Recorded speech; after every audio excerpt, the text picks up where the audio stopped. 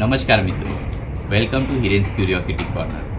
આજે આપણે જાણશું મુખ્તાર અંસારીની વિશે. મુખ્તાર અંસારી જે છે આજકાલ મીડિયામાં બહુ કવરેજ છે કે કોણ હતો, ક્યાં હતા. એને લોકો બાહુબલીનું નામ આપે છે, મોટા ગેંગસ્ટર હતા. તમે એમની મોટી મોટી મૂછો જોઈ હશે અને તમને એક પ્રકારની ઓલું પણ થયું હશે કે આ લોકો મોટા મોટા ગેંગસ્ટર બની જાય છે અને શું કામ એવું થયું. ઘણા લોકોને એમ થાય કે એ લોકો સાથે કાંઈ અન્યાય થયો હશે એટલે. તો આજે ચાલો જાણીએ કે શું હતું મુખ્તાર અંસારીમાં. તો મુખ્તાર અંસારી છે ને બહુ સારી ફેમિલીમાંથી આવે છે. એમના જે ગ્રાન્ડફાધર હતા એ ઇન્ડિયન નેશનલ કોંગ્રેસના પ્રેસિડેન્ટ રહી ચૂક્યા છે અને બ્રિટિશના જમાનામાં જે એમના grandfather from the maternal side એટલે જે નાના હતા એ બલોચ રેજિમેન્ટના બ્રિગેડિયર હતા અને સ્વતંત્રતા પછી એમણે ભારતમાં રહેવાનું પસંદ કરેલું અને એ કાશ્મીર માટે ભારત તરફથી પાકિસ્તાન સામે લડેલા અને એ લડતા લડતા એમનું મૃત્યુ થયેલું. મુખ્તાર અંસારીનો જે સન છે Abbas Ansari, he is also national level shooter અને એમણે ઘણી બધી પ્રતિયોગિતામાં ભારતનું પ્રતિનિધિત્વ કરેલું છે અને ઓલ્સો એ અમુક મેડલ્સ જીત્યા છે અને ભારતનું નામ એમણે રોશન કર્યું છે. સો તમને એક આઈડિયા તો આવી ગયો છે કે Mukhtar Ansari comes from a very rich background. Okay, but એવું શું થયું કે મુખ્તાર અંસારી ગેંગસ્ટર બની ગયો? એવો કોઈ અન્યાય નહોતો થયો. તમે વિચારશો કે હિન્દુ મુસ્લિમ હતું, એના પર ધર્મમાં કાંઈ થયું હશે, કાંઈ એવું કાંઈ નહોતું. But it is his personal ambition. ચાલો તો આપણે જાણીએ વાર્તા મુખ્તાર અંસારી. 1970ના જમાનામાં જે પૂર્વાંચલનો એરિયા છે ઉત્તર પ્રદેશનો, જેમાં વારાણસી આવે છે, મહુ આવે છે, બીજા બધા જિલ્લાઓ આવે છે, આ બધા જિલ્લાઓમાં ભારતની ગવર્મેન્ટે પૈસા નાખવાનું ચાલુ કર્યું એ બધા જિલ્લાઓને ઉપર લાવવા માટે. તો ભારતની ગવર્મેન્ટે બહુ બધું ઇન્વેસ્ટમેન્ટ કર્યું, બહુ બધું ફંડિંગ કર્યું. શેની માટે? રોડ્સ બનાવવા માટે, રેલવે બનાવવા માટે, કોલસાની ખાણો ખોદવા માટે, પછી ઘણી બધી વસ્તુમાં ઇન્ડસ્ટ્રીયલાઇઝેશન માટે બી કોશિશ કરી. તો આ બધામાં તમને ખબર છે કે કોઈ પણ ભારતમાં સિસ્ટમો ટ્રાન્સપરન્ટ નથી, બધી સાઠગાંઠો હોય છે. તો જમીન પર ગેંગ વોરો ચાલવા માંડી. તમને ખ્યાલ હોય તો મુંબઈમાં કેવું હતું કે કેબલવાળા બધા ભાઈ લોકો હોય અને પછી બધાના પોતપોતાના એરિયા હોય અને પોતપોતાનો દબદબો હોય. એવી રીતે ત્યાં હતું અને એ લોકો સાઠગાંઠ કરીને એ લોકો શું કરતા? તો પોલિટિશિયન સાથે સાઠગાંઠ કરે અને કોન્ટ્રાક્ટ્સ મેળવે. હવે એ કોન્ટ્રાક્ટ મેળવવા માટે ગેંગ્સ વચ્ચે ઝઘડા થાય, મારામારી થાય સ્ટ્રીટ લેવલ પર. તો એ સમયે બે બહુ મોટી ગેંગ્સ હતી. એક હતી મખનુ સિંઘની ગેંગ અને એક હતી સાહિબ સિંઘની ગેંગ. મખનુ સિંઘની ગેંગનો માણસ હતો મુખ્તાર અંસારી અને સાહિબ સિંઘની ગેંગનો માણસ હતો મિસ્ટર બ્રિજેશ સિંઘ. ઓકે, તો આ લોકો વચ્ચે ઝઘડાઓ થતા. 1990ના સમયમાં 100 કરોડ રૂપિયાના કોન્ટ્રાક્ટ્સ હતા, રેલવેના, રોડના, ખાણોના. તો આ બધા કોન્ટ્રાક્ટ્સ માટે એ બંને વચ્ચે બહુ જ લડાઈ હતી અને ક્યાંક ને ક્યાંક બ્રિજેશ સિંઘ વધારે ભારી પડતો. તો મુખ્તાર અંસારીએ સોચ્યું કે હવે હું આમાં કેવી રીતે એને હંફાવી શકું. તો એણે વિચાર કર્યો, એક તરકીબ વિચારી અને એણે કીધું કે હું let me enter into politics.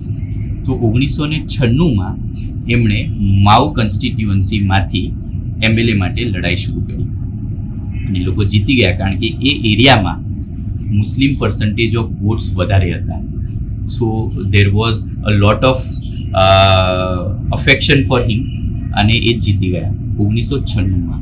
અને તમને જાણીને એ વસ્તુ કે 2017 સુધી એ જ MLA હતા અને 2017થી 22 સુધીમાં એમનું સન MLA છે. એટલે ડાયરેક્ટલી ઇનડાયરેક્ટલી એમનું જ રાજ છે. જેવા એ પોલિટિક્સમાં આગળ આવ્યા એટલે બધા કોન્ટ્રાક્ટ્સ એમને મળવા લાગ્યા અને ધીરે ધીરે એમનું કદ વધતું ગયું. અને નોર્મલી અમુક પોલિટિકલ પાર્ટી છે જેને સેક્યુલર પોલિટિકલ પાર્ટીઝ કહેવાય છે ઉત્તર પ્રદેશમાં, એની સાથે એમનું વધારે ગઠબંધન હતું. પહેલાં એ ઇન્ડિપેન્ડન્ટ લડ્યા, 2 વખતે બહુજન સમાજ પાર્ટીથી લડ્યા. પણ બ્રિજેશ સિંઘ જે હતો એ પણ બહુ સ્માર્ટ હતો. હવે બ્રિજેશ સિંઘ કાંઈ ચૂપ બેસવાનો નહોતો.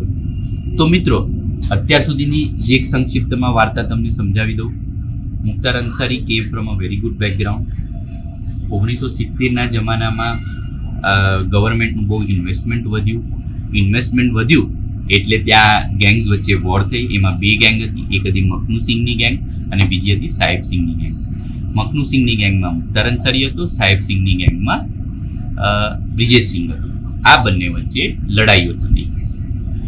1995 કે 96ની સાલમાં એમણે એમએલએ માટે લડાઈ કરી અને એ જીતી ગયા. અત્યાર સુધી હું તમને બધાને સમજાણું. હવે થયું 2002માં. હવે મુખ્તાર સિંઘે શું કર્યું, એમનો ભાઈ જે છે મુખ્તાર અંસારી એણે શું કર્યું, એમના જે ભાઈ હતા અફઝલ અંસારી, એ પણ એક કન્સ્ટિટ્યુઅન્સીમાંથી એમએલએ હતા, એમને પણ જીતાડ્યા. ઓકે. હવે બ્રિજેશ સિંઘે શું કર્યું કે મુખ્તાર અંસારીને નબળો પાડવા માટે એના ભાઈ જે છે અફઝલ અંસારી, એની સામે કૃષ્ણાનંદ રાયને ઊભા કર્યા બીજેપી તરફથી અને એમને બહુ સપોર્ટ કર્યો. હવે જે કૃષ્ણાનંદ રાય હતા, he was a pro BJP person. એમણે અફઝલ અંસારીને હરાવી દીધા. હવે બધા કોન્ટ્રાક્ટ એરિયાના બ્રિજેશ સિંઘને મળવા લાગ્યા. બ્રિજેશ સિંઘ તો સ્ટ્રોંગ હતો જ. હવે અફઝલ અંસારી જે હતું, મુખ્તાર અંસારી જે હતું, એને આ હારની બચાવી ના શક્યું અને ઓલમોસ્ટ 3-4 વર્ષ પછી એણે કૃષ્ણાનંદ રાયને મરાવી નાખ્યો. અને એમનું મૃત્યુ જે છે એ કહેવાય છે કે જે એક ગેંગસ્ટર હતો, એક શાર્પ શૂટર હતો, એણે કરેલું. એનું નામ બહુ ફેમસ છે. એ નામ હું અહીંયા નહીં લઈ શકું. હવે 2000 આ તો થયું 2005-06માં થયું. ઇન બિટવીન 2002માં એક વખત બ્રિજેશ સિંઘે મુખ્તાર અંસારી પર હુમલો કરાવેલો. જે હુમલામાં 3-4 મુખ્તાર અંસારીના માણસો મૃત્યુ પામ્યા હતા, પણ મુખ્તાર અંસારી એમાંથી બચી ભાગ્યા હતા અને એ ખેતરમાં જઈને નાસી છૂટ્યા. સો 2005-06 પછી શું થયું કે મુખ્તાર અંસારી પર બહુ કેસો વધવા માંડ્યા. અલગ અલગ ટાઈપના મર્ડરના, પછી રેન્સમના, લોકો પાસેથી પૈસા ઉઘરાવવાના, અને એને કારણે કેસીસ એટલા બધા વધી ગયા કે બધે જ મુખ્તાર અંસારી છૂટી શકે એમ નહોતો. અને પછી એમને જેલ ભેગા કરવામાં આવ્યા. જેલમાં ધીમે ધીમે એમની તબિયત કથળવા લાગી. અત્યારે 2023માં એમણે જે કૃષ્ણાનંદ રાયને મરાવ્યા હતા, એ ગુનો એમના પર સાબિત થયો અને એમને 10 વર્ષની જેલ હવે થઈ. એટલા સમય સુધી બીજા બધા કેસીસ ચાલતા હતા જેને કારણે એ જેલમાં હતા. હવે આ સમય દરમિયાન એમની તબિયત ખરાબ થવા લાગી અને કહેવાય છે કે 28 માર્ચના 2024ના એમને હાર્ટ એટેક આવ્યો. હવે હાર્ટ એટેક આવ્યો અને એ મૃત્યુ પામ્યા. અમુક લોકોનું એવું કહેવું છે કે એમને એવું જમવાનું ફૂડ આપવામાં આવ્યું જેમાં પોઈઝન હતું અને ધીમે ધીમે સ્લો પોઈઝનથી એમની ડેથ કરવામાં આવી. સો અમુક લોકો કોર્ટમાં પણ ગયા છે કે એની માટે ઇન્વેસ્ટિગેશન કરો. સો આગળ શું થાય છે એ પ્રશ્ન તો આગળ કોર્ટ અને કમિટી જે ઇન્વેસ્ટિગેટ કરશે એ ડિસાઇડ કરશે.